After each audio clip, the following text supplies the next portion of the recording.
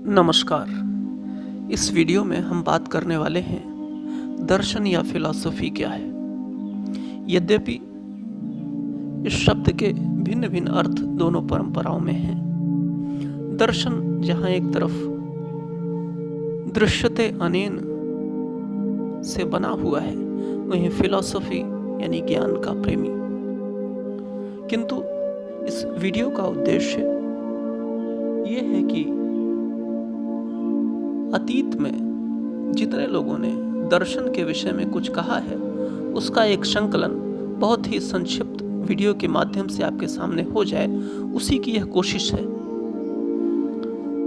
इसमें कोई भी चिंतन नहीं है, यह सिर्फ हिस्ट्री ऑफ फिलॉसफी आप कह सकते हैं। यह दर्शन पर कोई विचार नहीं है, बल्कि अतीत में लोगों ने जो कहा है उसी को आपके सामने रखने की कोशिश है। जैसे एम.एन. रॉय इस विषय में कहते हैं कि सामान्य शिक्षित व्यक्ति के लिए दर्शन शब्द का अर्थ बहुत ही अस्पष्ट किंतु व्यापक रूप से व्यवहृत होता है। उसका प्रयोग न सिर्फ परिकल्पनात्मक चिंतन के लिए अपितु काव्यात्मक कल्पना के लिए भी हुआ है। विशेषकर भारत के संदर्भ में यह अस्पष्ट सर्वसमावेशी अर्थ ही प्रचलित है। दर्शन को यहाँ धर्म और धर्मशास्त्र से पृथक नहीं किया गया है। भारतीय दर्शन का एक विशिष्ट लक्षण यह माना जाता है कि वह मध्यकालीन परंपरा से उस तरह से विच्छिन्न नहीं हुआ है जैसा कि पश्चिमी चिंतन हो गया है। एक और विचारक यशदेव शल्य दर्शन को आधार विषयक प्रश्नों पर विचार करने वाला तंत्र मानते हैं। फिलॉसफी शब्द फिलॉस और सोफिया से बना हुआ, जिसका अर्थ है विद्यानुराग। ग्रीस में इस शब्द का सर्वप्रथम प्रयोग हुआ। यह शब्द इतिहास के पिता हेरोडोटस द्वारा दार्शनिक सांकल के लिए प्रयुक्त किया गया है। पेराक्लीस के प्रसिद्ध व्याख्यान में एथेंस वासियों को विद्यानुरागी बताने के लिए यूसिडाइस ने भी इस शब्द का प्रयोग किया है। सुकरात ने स्वयं को सोफिस्टों से पृथक बताने के लिए फिलॉसफर कहा है। यह दर्शन प्लेटो में बिगिंस विद वंडर है, तो मॉर्ले पांती इसे फिनोमेनोलॉजी ऑफ परसेप्शन के रूप में देखते हैं।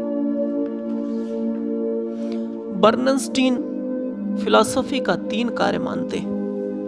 पहला कार्य वैचारिक संरचना का विश्लेषण, दूसरा कार्य वैचारिकी का अध्ययन चिंतन के मनोवैज्ञानिक अध्ययन से पूर्णतः भिन्न, तीसरा इसका कार्य है विश्लेषण का तरीका पूर्णतः भाषा वैज्ञानिक का होना चाहिए।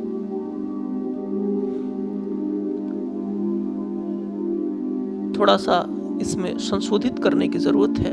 विश्लेषण का तरीका पूर्णतः भाषा विश्लेषण का होना चाहिए।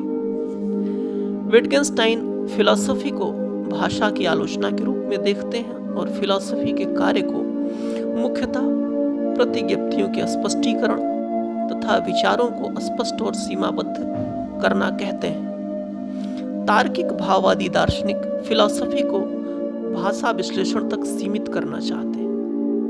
मार्क्स फिलॉसफी को जगत की व्याख्या करने वाला मानता है।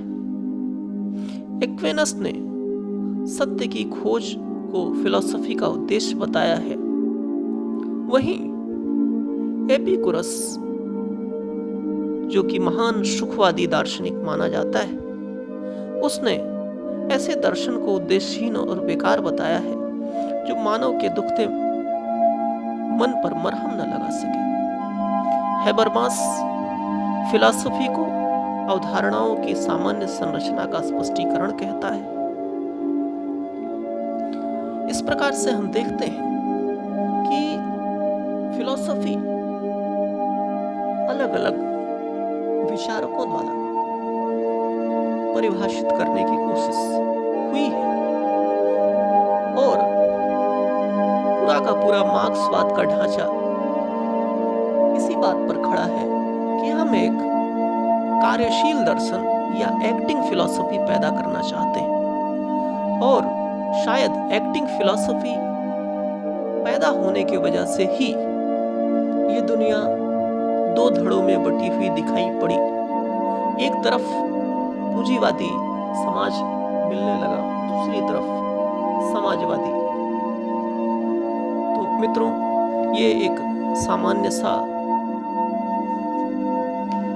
व्यू मैंने आपके सामने रखा है। आप भी फिलॉसफी के विषय में क्या सोचते हैं?